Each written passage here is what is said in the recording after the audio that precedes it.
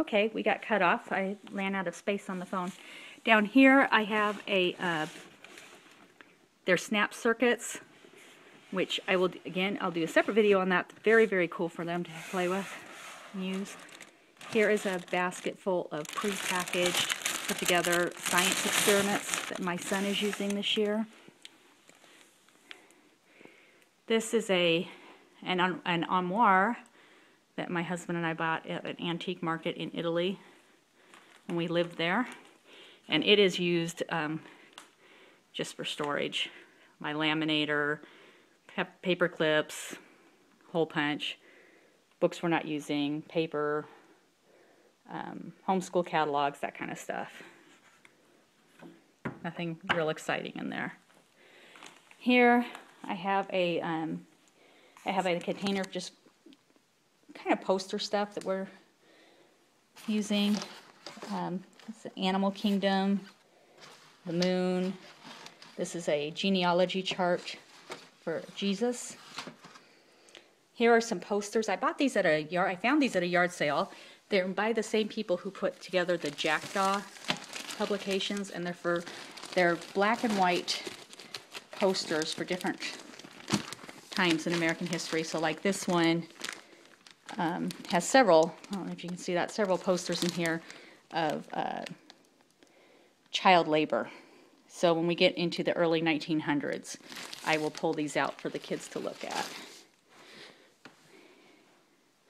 This bookcase is their reference bookcase.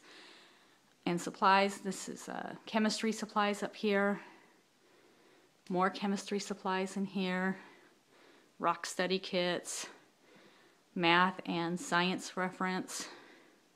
More science. More science.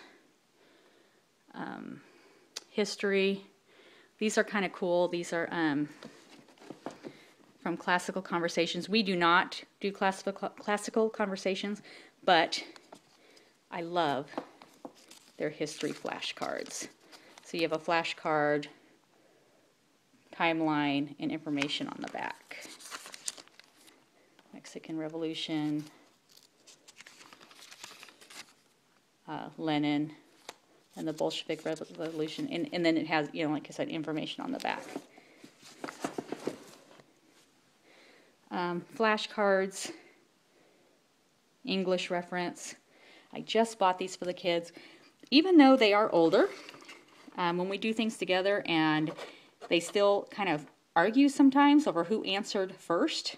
So I got these for them to use so that we would know who was the first answer. I know that's crazy that I have to do that for them, but I do. Some Bible reference and and a concordance. This basket, I don't know if you can, you can see this. It's labeled library. It's empty right now, but that's where I keep the library books that we've checked out. Globe. This dresser is just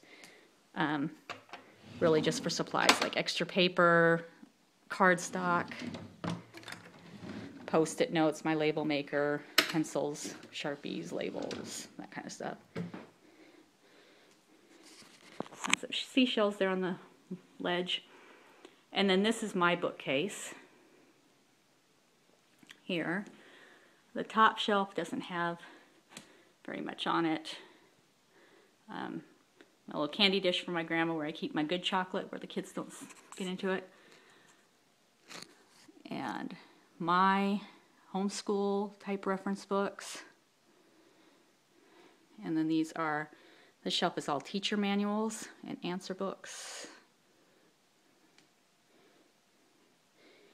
And then these are binders I put together for our field trips, reference, lap booking materials, science notebooking, history notebooking, and then timelines and simulations that we do. This basket holds reference DVDs, and this is another tag that my son did with that whole recycling thing he did. Our binders for our art study and composer study. My homeschooling magazines, we subscribe to Time magazine. And then this carousel thing is where I put all of our stuff that we're working on that week. We actually, I am embarrassed to say, we do not use this room as much as I thought we would. We do a lot of our stuff at the kitchen table. So at the beginning of the week, I put everything for that week in here, and I bring it downstairs, and we put it on the kitchen table, and it rotates around. So we have our current events book in here, our spelling book. Like I said, we do those daily things during lunch, so we're doing science this week. These were some materials I got from the Union Pacific Railroad Museum for studying about the beginning of our railroads, books that we're reading together, and then inside here are just files of different things that we're working on that week. But this makes it convenient. It keeps my kitchen table, not being covered with scattered materials. And then I just bring it up here and stick it on that shelf, and it's out of the way. This door goes to our guest room, where my college student child stays when he comes to visit. And then this is my desk, which I do use, especially when I'm doing lesson planning. It's quiet up here. This was a trestle table that my husband and I found at an antique market in Texas.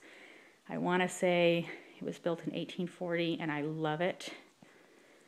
Down here, this basket is labeled downstairs, and this is where I collect all the odds and ends that I find up here that belong downstairs, so I can just go and make one trip.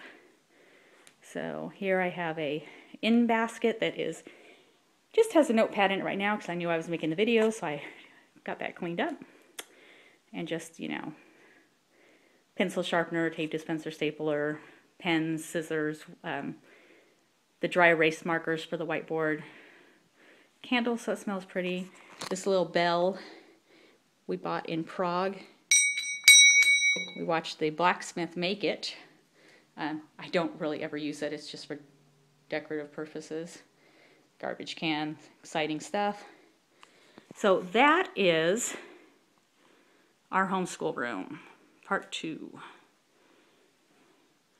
Let's do another scan around here. Oh, this couch, I love the color of this couch. I needed something in here to brighten the room up.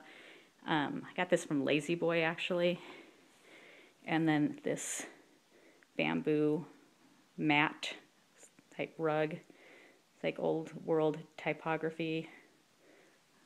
Love that. So here's our room.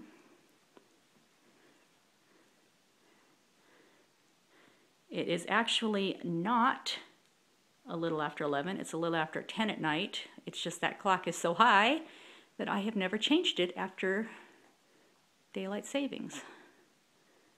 So thanks for watching, and I will post videos soon of our curriculum. And if you would like to visit my blog, you can find me at thehomesteadacademy.com. Thanks for watching.